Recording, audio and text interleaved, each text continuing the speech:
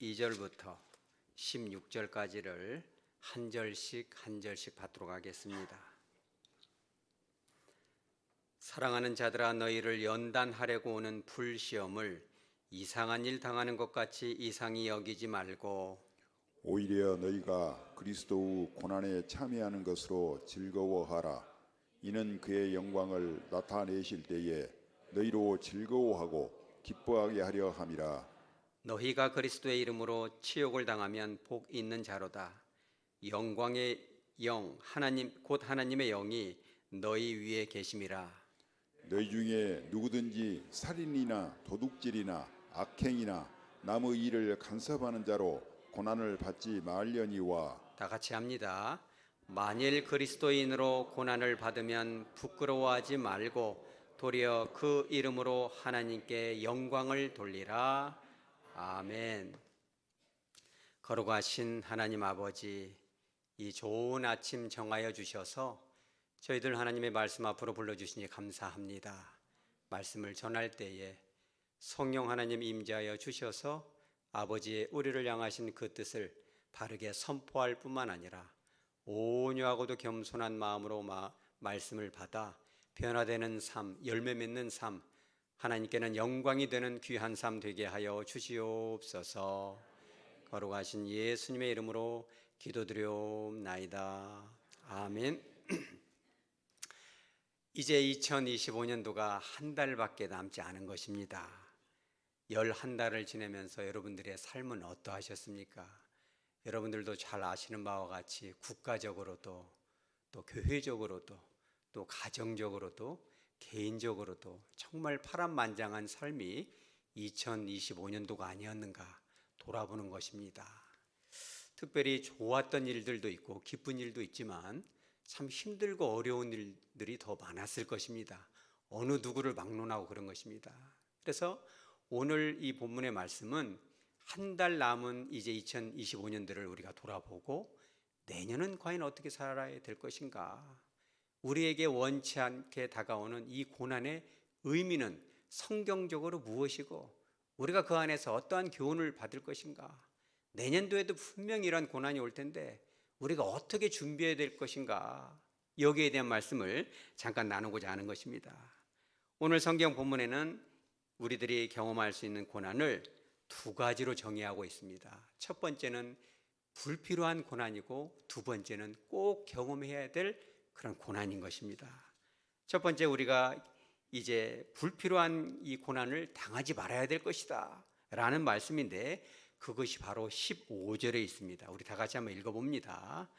너희 중에 누구든지 살인이나 도둑질이나 악행이나 남의 일을 간섭하는 자로 고난을 받지 말려니와. 아멘. 그죠? 우리가 내년도에 불필요한 고난을 받지 않기를 바랍니다. 불필요한 고난을 받으면 우리가 낙심이 되고, 그죠? 좌절이 되겠죠. 그런데 오늘 베드로가 이렇게 말합니다. 고난을 받지 말아라. 이런 고난은 불필요한 것이고 자초할 필요가 없다는 거예요. 그런데 이 고난을 일으키는 원인이 네 가지로 나옵니다. 그것이 뭡니까? 살인과 도둑질. 혹시 여러분들 중에 도둑질을 하거나 살인하신 분이 계십니까? 아마 없을 것입니다. 베드로도 이런 말을 쓰면서도 이런 것까지 기록을 해야 되나. 세 번째는 조금 고민이 필요해요. 세 번째 죄악은 뭡니까? 악행입니다. 아마 여러분들 우리 안에는 악행을 범하는 분은 거의 없을 것입니다. 그런데 베드로가 이제 네 번째, 이것은 좀 심각합니다. 우리 한번 읽어보죠. 남의 일을 간섭하는 자로 고난을 받지 말려니와. 그죠? 여러분, 하나님이 보실 때, 베드로를 통해서 하나님이 보실 때 살인죄나 도둑질이나 악행과 동등한 범주 안에서 뭘 다루고 있어요? 남의 일을 간섭하는 자를 동등한 범죄로 다루고 있죠. 여러분, 지금 현행법상에는 살인이나 도둑질이나 악행은 어떻게 돼요? 처벌을 받죠. 그런데 남의 일에 대해서, 남의 가정에 대해서, 남의 어떤 행실에 대해서 간섭한다고 해서 징역을 산다거나 어떤 벌금형을 맞는 거 보셨습니까? 그런 일은 없죠. 사람이 사는 현행법에는 그런 것이 문제가 될 수가 없지만 하나님이 볼 때는 남의 일에 간섭하는 것이 악행이 될 수 있고 범죄가 될 수 있고 이런 걸로 인해서 고난을 자초할 수 있다는 거예요.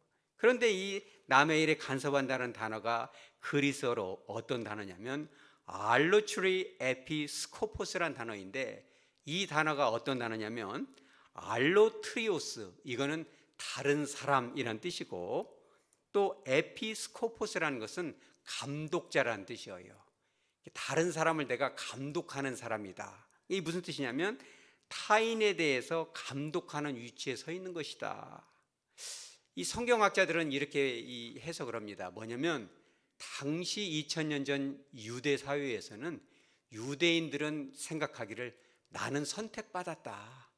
하나님의 율법이 내 안에 있고 아브라함의 자손이고 지금으로 말하면 모태신앙이고 직분도 있고 교회 질서를 다 알고 모든 것을 행하기 때문에 내가 뭔가 다른 사람들을 이렇게 고쳐줘야 되겠다, 이런 입장에 설 수 있는데, 당시 유대인들이 그런 것들을 마치 율법 지식을 배워서 남의 일에 감독관처럼 끼어들었다는 거예요. 여러분, 교회에서 영혼들을 다루다 보면, 영혼들을 돌보다 보면 권면하는 일이 필요합니까? 안 필요합니까? 많이 필요한 것입니다. 아마 이 베드로 전후서를 쓴 베드로가 가장 첫 번째에 들어갈 거예요. 캐토릭에서도 이 베드로를 누구로 인정합니까? 초대 교황으로 인정하잖아요. 그러니까 베드로부터도 다른 사람들을 가르치고 훈육하고 지도하고 권면해야 될 그런 중차대한 입장이 있는데, 스스로도 생각하기를 살인이나 도둑질이나 악행처럼 다른 사람을 지도하는 거에는 굉장한 위험성이 있다는 것을 스스로 깨달았던 거예요. 여러분, 가만히 생각해 보면 베드로의 성격이 어떻습니까? 예수님의 굴 속에도 푹 들어가고 물속으로도 푹 들어가잖아요. 그리고 이제 예수님이 십자가 앞에 섰을 때 너희들이 나를 다 부인하리라, 그러니까 이 베드로가 누구를 바라봐요? 다른 제자들을 쭉 둘러보면서 다 배신해도 나는 배신하지 않겠습니다. 다른 제자들 마음은 여러분 어땠을 것 같아요? 그런 것들을 베드로가 참 많이 했죠. 심지어는 예수님을 따라오는 요한을 바라보면서 저 사람은 어떻게 되겠습니까? 다른 사람을 간섭하는 일, 그렇죠? 무례한, 예의를 벗어난 충고를 한다거나 도를 벗어난 간섭을 한다거나 요청하지 않은 그런 조언을 하는 것이 사회법에는 처벌을 받지 않을지라도 교의적으로 성경적으로 주님 입장에서는 그게 굉장히 큰 하나님 앞에 악행이 될 수 있다는 거예요. 여러분, 혹시 2020년 이후로는 저와 여러분들 앞에 그런 것들이 보이거든 여러분 먼저 기도하시기 바랍니다.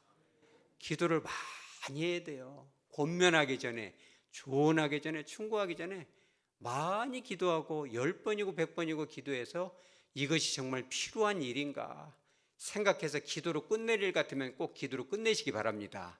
그러나 오늘 여기서 나온 것처럼 남의 일을 간섭하는 자가 되면 먼저는 그 사람과의 관계가 깨져버립니다. 여러분들이 해보면 알아요. 불필요한 충고를 대화 중에 불쑥불쑥 내놓는다거나 그러면 관계가 금방 깨집니다. 왜?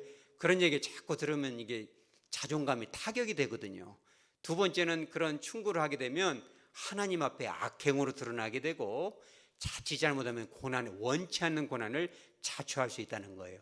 여러분, 남은 인생 그런 고난을 멀리 하시기 바랍니다. 오히려 칭찬에 풍성한 여러분 되시기 바랍니다. 칭찬할 때 사람을 변화시킬 수 있는 거예요. 칭찬은 고래도 춤추게 할 수 있다. 자, 그렇다면 오늘 두 번째 고난이 있는 것입니다. 이 고난은 우리가 반드시 경험해야 되죠. 원치 않지만 경험해야 될 고난인데 바로 그것이 16절에 나오는 것입니다.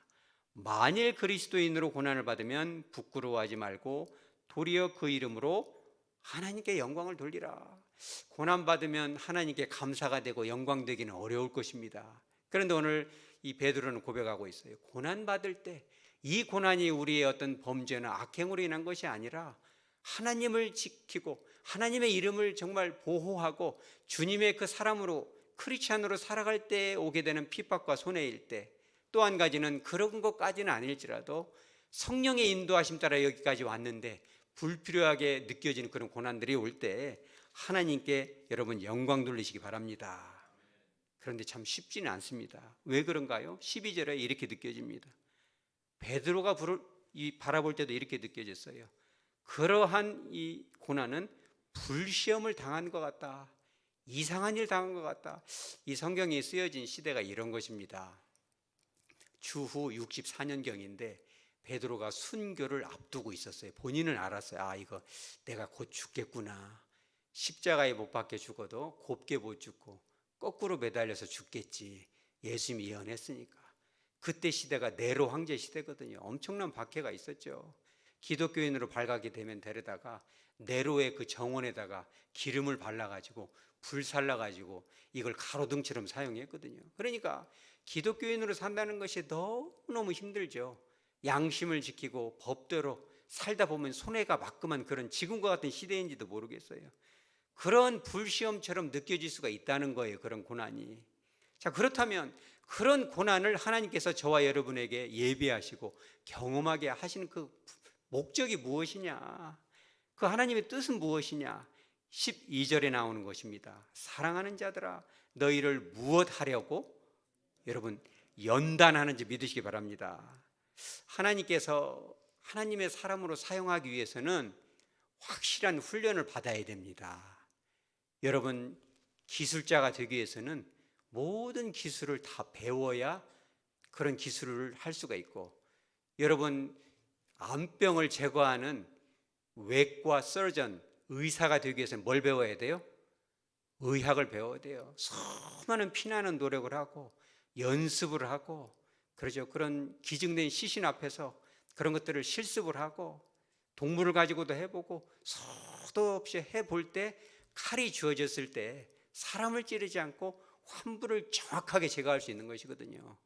여러분, 하나님 앞에 남은 인생 귀하게 쓰임 받으시기 바랍니다.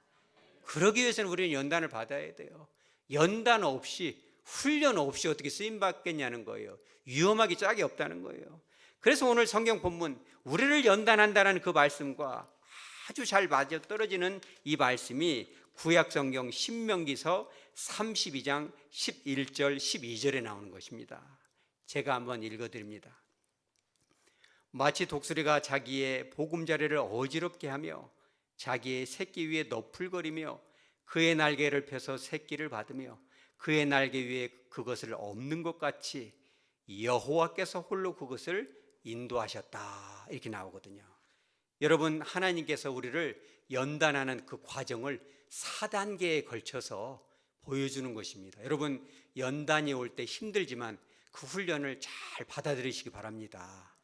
연단은 힘들지만 훈련을 받고 이제 됐다 인정받으면 하나님이 정말 여러분들을 귀하게 써주실 줄 믿으시기 바랍니다. 그 첫째 단계는 뭐냐면 분리의 단계인 것입니다. 우리를 분리시킵니다. 뭘로부터 분리시켜요? 오늘 신명기 32장 11절의 상반절에 보면 마치 독수리가 자기의 무엇을? 보금자리를 어지럽게 한다. 그렇죠? 절벽 끝에 있는 보금자리에는 어미 독수리만 있는 것이 아니라 아기 독수리가 있는 것입니다. 가만히 보니까 물어다 주는 음식만 먹고 날려고를 하지 않아요. 왜? 위험하니까. 엄마가 생각하기를, 야, 나는 이제 좀 있으면 떠나야 되고 대를 이어야 되는, 언제까지 갖다 주는 음식만 먹을래? 너도 날아야 되는 거 아니야. 보금자리를 싹 다 흩어버려요. 새끼는 미끄러지겠죠. 여러분, 그 보금자리가 있습니다. 보금자리는 뭐예요? 가장 안전한 곳, 가장 익숙한 곳, 가장 편한 곳, 가장 행복한 곳, 그것을 다 털어버리는 거예요. 여러분, 어미 독수리가 이 새끼 독수리를 성장할 수 있도록 보금자리를 다 털어버리는 것처럼 하나님이 여러분의 인생에 있어서도 여러분들이 가장 안전하다, 가장 좋아하고 가장 사랑하고 저것만 있으면 되라는 것이 있을 때 하나님이 싹 쓸어갈 때가 있어요. 그러면 이 아기 독수리가 생각할 때 어쩌겠어요? 얼마나 의심이 되겠어요. 엄마가 나를 정말 사랑하는 게 맞을까? 하나님이 나를 정말 사랑하는 건 맞을까? 근데 하나님께서 그걸 쓸어버린 이유가 뭐예요? 그런 것들을 의지하지 말고 여러분 오직 주님만 의지하시기 바랍니다. 그렇죠? 아브라함도 하나님께서 믿음의 조상으로 쓰실 때 그 보금자리에서 다 이렇게 제거를 하죠. 창세기서 12장 1절에 보면 세 가지를 분리합니다. 아브라함의 고향으로부터도 분리하고 친척으로부터도 분리하고 아버지의 집으로부터도 다 분리를 해요. 뿐만 아니라 이 아브라함이 가장 사랑했던 그 아들이 하나 있어요. 그게 누구예요? 이삭이죠. 이삭으로부터도 싹 분리를 합니다. 분리가 돼서 오직 예수만 믿게 될 때 하나님께 써주는 거죠. 여러분, 애굽에서 400년 이상 이 체류했던 이스라엘 백성들이 애굽에서 이제 안주하고 살 때 그 마음이 어땠을 것 같아요? 처음에는 힘들었지만 참 편하고 행복하고 익숙하게 느꼈겠죠. 그런데 가나안 땅으로 가기 위해서 하나님 어떻게 됩니까? 그 보금자리를 싹 흩어버리는 것입니다.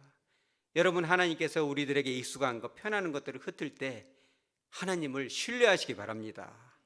오늘 이 베드로전서 4장 12절에 이렇게 나옵니다. 어떻게 이 베드로가 그들을 부르고 있습니까? 사랑하는 자들아. 이 베드로는 곧 십자가에 못 박히겠죠. 자기가 먼저 가게 되는데 이제 이 로마의 박해로부터 남겨질 그 성도들을 생각하니까 마음이 무너지죠. 이런 고난은 정말 이 성도들을 버리기 위해서 그런 것이 아니라, 벌 주기 위해서 그런 것이 아니라, 하나님은 너희를 사랑한단다. 사랑하는 자들아, 아가페토이. 베드로가 성도들을 향해서 아가페토이, 사랑하는 자들아라고 부른 것은 뭐냐면, 하나님이 너희들에게 이런 고난을 주고 그런 보금자리를 흩어버리는 이유는 너희를 진짜 사랑하기 때문에 그런 거야. 너희를 이 시대에 귀하게 쓰기 위해서 이런 훈련을 주는 거야 라고 말씀하고 있는 거죠. 요한복음 13장 1절에도 그럽니다. 주님께서 세상에 있는 자기 사람들을 사랑하시되 언제까지 사랑하세요? 끝까지 사랑하신다. 여러분, 이제 내년도에도 분명히 고난은 옵니다. 원치 않는 어려움이 오죠. 그때 여러분 그 음성을 들으시기 바랍니다. 아가페토이, 나는 너를 사랑한다. 하나님이 나를 혹시 버린 거 아니야? 내가 진짜 하나님 사랑을 받을 만한 가치가 있을까? 내가 이 정도가 되니까 이렇게 어려움이 오지. 그렇게 생각하지 말고 아가페토이, 내가 너를 사랑해. 그런 주님의 사랑에 의지하시기 바랍니다. 두 번째는 어떤 단계냐면, 훈련의 두 번째 단계인데 방관의 단계인 것입니다. 신명기 32장 11절 중반절에 이렇게 나옵니다. 자기의 새끼 위에 어떻게 한다? 너풀거린다. 너풀거린다는 것은 날개짓을 하는 거거든요. 이 무슨 뜻이냐면, 보금자리를 흩어버리니까 이 새끼는 낭떠러지 밑으로 떨어지죠. 그럼 새끼가 어떻게 합니까? 떨어지면 죽으니까 어떻게든지 살려고 막 날개짓을 하죠. 그죠? 저와 여러분도 마찬가지입니다. 생각지 않은 환경이 주어지면 어떻게든지 이걸 극복하려고 몸부림을 쳐요. 기도도 하고 소리도 질러보고 금식도 하겠죠. 도대체 하나님 뜻이 무엇일까? 몸부림 치는 것입니다. 바로 그런 모습이죠. 그런데 아기 독수리가 생각할 때, 저와 여러분이 그런 고난에 있을 때, 몸부림 칠 때 하나님이 느껴집니까? 안 느껴집니까? 느껴지지 않아요. 하나님은 기도에도 침묵하시죠. 심지어 이런 책도 있어요. When God doesn't answer your prayer. 하나님께서 우리의 기도에 침묵하실 때, 하나님이 정말 계실까? 왜 기도에 응답하지 않을까? 하나님 왜 그때 나를 지켜주지 않았을까? 하나님의 방관이 느껴지는 거죠. 여러분, 그러할 때 하나님을 절대적으로 더 신뢰하시기 바랍니다. 아기 독수리가 막 떨어지면서 날개짓할 때 엄마가 보이지 않죠. 그런데 엄마는 결코 아기 독수리를 버린 것이 아니에요. 너풀거린다는 건 뭐냐면, 그 아기가 정말 땅에 떨어지기 직전까지 정말 초조하게 긴장된 마음으로 바라보고 있는 거죠. 여러분, 하나님 아버지의 마음도 그런 줄 믿으시기 바랍니다. 인간이 겪을 수 있는 가장 큰 고난을 겪은 욥이 그렇게 고백했죠. 그가 가진 모든 것을 상실하고 고통 가운데 잿더미에 앉아서 자기 눈에는 하나님이 보이지 않지만 하나님은 분명히 나를 버리지 않고 내 곁에 계시다는 것을 고백했어요. 여러분, 그런 고백이 여러분의 고백이 되시기 바랍니다. 욥기 23장 8절에 그렇게 나오죠. 그런즉 내가 앞으로 가도 그가 아니 계시고 뒤로 가도 보이지 않는구나. 이렇게 힘들고 어려울 때 하나님은 어디 계실까? 아무리 기도해도 그 성령의 임재가 느껴지지 않습니다. 9절에는 이렇게 나와요. 그가 왼쪽에서 일하시나 내가 만날 수 없고 그가 오른쪽으로 돌이키시나 배울 수 없구나. 분명히 하나님께서 나를 위해서 일하고 계신 것 같은데 왜 이렇게 영적으로 경험되지 않을까? 혹시 내가 이렇게 유기된 건 아닐까? 이런 마음이 들죠. 그런데 거기서 그친 게 아닙니다. 오늘 욥기 23장 10절에 이렇게 나오죠. 그러나, 여러분, 그러나의 신앙까지 가시기 바랍니다. 그러나 내가 가는 길을 그가 아시나니 그가 나를 단련하신 후에는 내가 순금같이 되어 나오리라. 비록 우리의 고난 가운데 하나님이 느껴지지 않고 내가 유기된 것 같고 버려진 것 같지만 하나님은 너풀거리는 그 어미새처럼 나를 지켜보시고 안타까워 계시고 정말 너의 힘을 한번 날아봐. 내가 너에게 은사를 줬잖아. 능력을 줬잖아. 너 안에 있는 성령을 믿어봐. 여러분 그런 신뢰가 있으시기 바랍니다. 뿐만 아니라 우리가 이때 느껴야 될 게 뭐냐면 이런 고난을 나만 겪은 것이 아니라 누구도 겪었다? 예수님도 겪었다는 거예요. 여러분 아기새가 혼자 날 때 엄마는 어디 간 거야? 밥도 안 주고 어디 갔지? 이렇게 짜증이 날 수도 있잖아요. 원망도 되겠죠. 그런데 아기들이 나이가 먹어가면 좀씩 깨닫습니다. 여러분 화장실이 깨끗하십니까? 딸들은 좀 커보면 알게 됩니다. 저도 그랬어요. 화장실에 냄새가 안 나요. 근데 원래 그런지 알았어요. 이게 나중에 봤더니 치우는 사람이 항상 있어요. 안 치우면 며칠 못 가요. 그 냄새가 이게 보통이 아닙니다. 엄마가 다 손 넣어서 그걸 씻어야 냄새가 안 나는 거죠. 그런데 그런 것을 몰랐다가 결혼하고 이제 냄새가 나면 누가 그걸 씻어야 돼요? 그렇죠. 딸이 씻어야 되고 아니면 남편이 좀 자상하면 남편이 해주겠죠. 그럼 그때 다 부모님이 해주셨구나. 그죠? 철이 들면 그렇게 느껴지는 거죠. 아기 새도 혼자 막 날다가 막 가지에도 부딪히고 이럴 때 엄마 어디 간 거야? 우리 엄마 맞아. 진짜 엄마 나빠 이러겠죠. 근데 조금 철이 들고 좀 나를 만하면 생각이 나죠. 이런 길을 누구도 달았다? 엄마도 달았고 이보다 더한 고난을 누가? 예수님이. 이런 것을 예수님이 다 하셨구나. 그래서 오늘 이 성경 본문 베드로전서 4장 13절에 오히려 너희가 그리스도의 고난에 참여하는 것으로 즐거워하라. 우리가 불필요한 고난을 겪는 것 같지만 우리가 저와 여러분이 교회를 사랑하고 영혼을 사랑하고 정말 주신 사명을 사랑해서 이 자리에 섰을 때 힘들고 어려워도 그 자리를 지킬 때 주님도 그 십자가를 지키셨구나. 주님의 그 십자가의 임재, 그 아픔의 고뇌를 조금이나마 우리가 깨닫는 축복의 기회가 되는 거예요. 여러분 저와 여러분이 영적인 철이 드는 성숙한 성도 되시기 바랍니다. 세 번째는 그거죠. 세 번째는 개입의 단계인 것입니다. 오늘 신명기 32장 11절 중반절에 그렇게 나옵니다. 그의 날개를 펴서 새끼를 받으매. 그죠? 저와 여러분이 막 몸부림치고 어떻게든지 믿음으로 살아보려고 하지만 결국은 내 힘으로 안 돼서 땅바닥에 탁 떨어지려고 할 찰나에 누가 날아와요? 어미새가 싹 날아옵니다. 사뿐히 받아내요. 여러분 우리가 생각할 때 하나님이 침묵하는 것 같고 하나님이 나를 외면하는 것 같지만 결정적인 순간 우리는 이제 카이로스, 우리는 크로노스를 생각하지만 하나님의 때 카이로스, 바로 그때 정확한 때에 우리에게 개입하셔서 우리를 지켜줄 줄 믿으시기 바랍니다. 그렇죠. 베드로전서 4장 14절에 이렇게 나옵니다. 오늘 본문에 영광의 영 하나님의 영이 너희 위에 계심이라. 우리는 그걸 느끼지 못하지만 구약시대 모세시대의 성막 위에 성령의 임재가 구름처럼 자욱하게 보호했던 것처럼 우리 위에 성령께서 임재하신다는 거예요. 성령께서 임재하신다는 이 단어가 사실 그리스어로는 현재형으로 되어 있습니다. 제가 몇 번 말씀드렸지만 헬라어에서 현재형은 뭐냐면 현재 저와 여러분이 하는 행동은 그런 동작이 계속 끊이지 않는 것이 현재형이에요. 그러니까 우리는 하나님의 보호가 느껴지지 않을 때도 있지만 어미새가 이 아기새를 딱 날개로 받아주는 그 행동, 성령의 임재와 보호는 영원히 끝이 나지 않는다는 거예요. 언제까지? 우리가 주님을 배우면 천국에 들어가는 바로 그날까지 성령의 보호와 임재가 함께할 줄 믿으시기 바랍니다. 마지막 네 번째는 무슨 단계인가? 사랑의 단계인 것입니다. 신명기 32장 11절 하반절에서 12절 상반절에 보면 이렇게 나옵니다. 그의 날개 위에 그것을 엎는 것 같이 여호와께서 홀로 그것을 인도하셨다. 이제 힘이 다 떨어진 아기새를 세 번째 단계, 개입의 단계, 날개에 딱 안은 후에 다시 떨어뜨리는 것이 아니라 엄마가 새로 만든 보금자리에 잠깐 쉬게 합니다. 먹을 것도 주고, 그죠? 이렇게 표현되어 있어요. 그 날개 위에 그것을 어떻게 한 것처럼?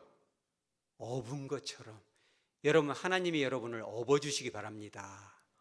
어렸을 때 아기들이 제일 좋아하는 것이 업어주는 겁니다. 제가 어떤 아기를 상담한 적이 있는데 할머니가 그 아기를 데리고 왔어요. 근데 그 아기가 계속 그 말을 해요. 지금은 군대 갔다 와서 이제 어른이 됐는데 그 아이가 이 할머니한테, 할머니가 그 아이를 켰거든요. 엄마 아빠가 안 계셔가지고. 그 제가 한참 또 놀러 먹기도 한 적은 있습니다만 가봐라 하면 업어줘 업어줘 막 따라다니면서 여러분 업어줘 이렇게 해보셨습니까? 업어주면 딱 밀착이 돼서 그 따뜻한 온기가 느껴지잖아요. 그러니까 이 하나님이 우리를 업어주시는 것은 과연 어떤 업어줌일까? 하나님이 여러분을 업어주시기 바랍니다. 힘들고 어려울 때 보금자리를 다 헤쳐서 의지할 것이 다 제거가 됐을 때, 땅바닥에 추락해서 망가진 것만 같았을 때 하나님이 사뿐하게 나를 받아주시고 나를 업어주시고 먹여주시고 여러분을 회복하시기 바랍니다. 그러면서 어미새가 이렇게 말합니다. 얘야, 오늘 훈련은 여기서 끝. 오늘은 쉬어도 돼. 왜? 내일 다시 나가야 되니까. 이런 훈련이 계속되겠죠. 언제까지 계속됩니까? 주님을 이제 만날 그날까지. 저도 여러분도 그런 훈련을 계속하죠. 업어준 회복도 있겠지만 다시 날아야 될 때도 있어요. 그래서 오늘 성경 본문 베드로 이제 전서 4장 16절에 이렇게 나옵니다. 만일 그리스도인으로 고난을 받으면 부끄러워하지 말고 도리어 그 이름으로 하나님께 영광을 돌려라. 이렇게 하면서 또 13절에 이렇게 나옵니다. 너희가 그리스도의 고난에 참여하는 것으로 즐거워하라. 그의 영광을 나타내실 때에 너희로 즐거워하고 기뻐하게 하려 합니다. 그의 영광을 나타내신다는 건 뭐냐면 주님의 재림을 말합니다. 영원한 천국에서는 더 이상 훈련도 없죠. 고난도 없습니다. 여러분, 영원한 천국에서 큰 상급 받으시기 바랍니다. 그러나 그걸로 끝이 아니에요. 날마다 오는 그 훈련과 휴식, 일주일마다 다가오는 주의를 통해서 여러분들을 업어주시고 또 품어주시고 다시금 충전시키시며 새로 일어설 힘을 주실 줄 믿으시기 바랍니다. 여러분, 고난을 회피하고 싶을 때도 있습니다. 배가 바다로 나가면 뭘 만나요? 풍랑을 만나죠. 사고를 당하지 않고 고난당하지 않으면 배가 그냥 항구에 정박해 있으면 돼요. 태풍이 불어도 묶어놓으면 아무 일 없어요. 여러분, 아무 일 없는 일에 안주하지 마시기 바랍니다. 파도가 쳐도 때로는 파도를 가르고 풍랑을 가르고 위험을 무릅쓰고 나가야 물고기를 잡을 수 있는 것입니다. 때로는 고난이 와도 여러분 다시 일어설 수 있는 믿음을 가지시기 바랍니다. 여러분, 비행기도 그러잖아요. 비행기가 수많은 화물을, 영혼을 우리가 실어 나르고 주님의 품으로 올려드리기 위해서는 비행기는 날아가야만 해요. 비행기가 어쩌다 보면은 사고도 날 수 있고 위험에 처할 수도 있죠. 그러나 그런 사고를 면하고 고난을 피할 수 있는 길은 딱 하나죠. 그냥 안전하게 경납고속에 넣어서 그냥 열쇠 채워놓으면 아무 일도 일어나지 않아요. 아무런 고난도 받지 않습니다. 편하고 좋아요. 그러나 아무 일도 하지 않는 것입니다. 여러분, 힘들고 어려워도 실패하고 고난이 와도 다시금 하늘을 가르고 창공을 날 수 있는 여러분 되시기 바랍니다. 실패가 와도 고난이 와도 여러분, 2026년도에는 또 어떤 어려움이 올까요? 여러분들의 개인적으로, 가정적으로, 사업적으로, 국가적으로도 어려움이 올 수 있겠죠. 그러나 그런 실패를 두려워하지 마시기 바랍니다. 어떤 그 젊은 아버지가 그런 고백을 한 적이 있어요. 그게 이 책에서 나왔습니다. 믿음의 눈을 떠라라는 책에 소개가 된 건데, 어느 날 아버지가 직장 잘 다니다가 사장님이 그래 실직이 됐습니다. 이제 그만 나와라. 이래 실직이 됐어요. 그러니까 이제 젊은 아버지가 참 두렵죠. 미래 과연 어떻게 할 것인가. 두려움도 오고 걱정도 오고 불안도 오겠죠. 집에 갔는데 말 안 듣는 아들이 하나가 있어요. 그 아들이 뭘 좋아해요? 컴퓨터 게임. 그냥 하지 말라고 하면 더 하잖아요, 사람들이. 원래 기본적으로 사람 습성은 그럼요. 하지 말라면 더 하는 습관이 있죠. 그러니까 아들이 막 너무 이 컴퓨터에 삼매경에 빠져가지고 막 컴퓨터를 하는데 아버지가 늘 그래서 야, 너 컴퓨터 뭐 되려고 그러냐, 공부 좀 해라, 늘 그러는데 그날은 너무 컴퓨터에 빠져가지고 아빠가 온 걸 모르고 있었어요. 딸한테 같았으면 혼이 났겠죠. 근데 아버지가 실직하고 나니까 정신줄이 쭉 놓아져가지고 화낼 기운이 없어요. 그래가지고 아들이 컴퓨터 게임을 하는 것을 이렇게 물끄러미 보고 있었어요. 야, 그게 그렇게 재밌냐? 하고 있는데 갑자기 아들이 하는 비행기가 뻥 터지더니 이것이 게임이 끝났어요. 그러면서 뭐라고 나오냐면 게임 오버, 그러면서 게임이 끝났다. 영어로 fail 써요. fail이 뭐예요? 실패했다. 그러니까 딱 와닿죠. 너도 실패, 나도 실패구나.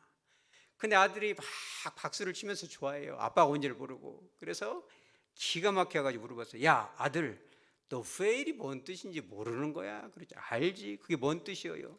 실패 아니에요. 야, 너는 실패했는데 뭐가 그렇게 좋아? 그랬더니 실패라는 뜻은 한 번 더 또 다시 하라는 뜻 아니에요. 아들이 그렇게 말하는 거예요. 그러니까 이 아빠가 쓴 고백을 제가 책을 그대로 읽어드릴게요. 좋아하는 아들 녀석을 보면서 아빠는 그만 눈물을 울컥 쏟아버렸다. 그래, 네가 나보다 낫구나. 실패란 내 말처럼, 너의 말처럼 끝이라는 소리가 아니로구나. 다시 한번 해보라는 뜻이었구나. 새롭게 시작하라는 뜻이니 오히려 신나는 일이 맞구나. 그걸 통해서 아빠가 다시 일어섰다는 거예요. 여러분, 한 번 더 다시 일어설 수 있는 여러분 되시기 바랍니다. 말씀을 정리합니다. 우리가 이제 2025년도를 마무리하면서 새해 새로운 계획을 준비하죠. 즐거운 일만 있으면 좋겠지만 고난이 옵니다. 원치 않는 고난도 올 수가 있는데 그건 뭐냐? 참견하는 자가 된다. 킹 제임스 버전에서는 이 비지 바디라고 표현했어요. 몸이 바쁘다. 뭐냐라고 바빠요? 참견하느라고 너무 바쁘다. 여러분, 남 참견하지 말고 저와 여러분을 돌아보시기 바랍니다. 담임 목사님, 저도 이 말씀을 대하면서 참 고민도 되고 반성도 많이 했어요. 내가 이렇게 파란만장한 삶을 사는 이유는 뭔가? 결국은 비지바디예요. 제가 순하게 보이지만 머릿속으로는 항상 생각을 하거든요. 저것들을 어떻게 하면 고쳐줄구나. 말은 안 해도 항상 그런 게 작동을 해요. 비지바디죠. 매우 바쁩니다. 주님이 제일 싫어하는 영적 우월감과 교만에 빠져 있으니까 이 풍파를 만나는 거예요.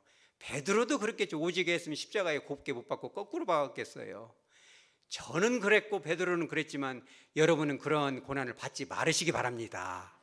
혹시 그런 것이 보이면 우리 따라서 기도하자. 기도해야 돼요.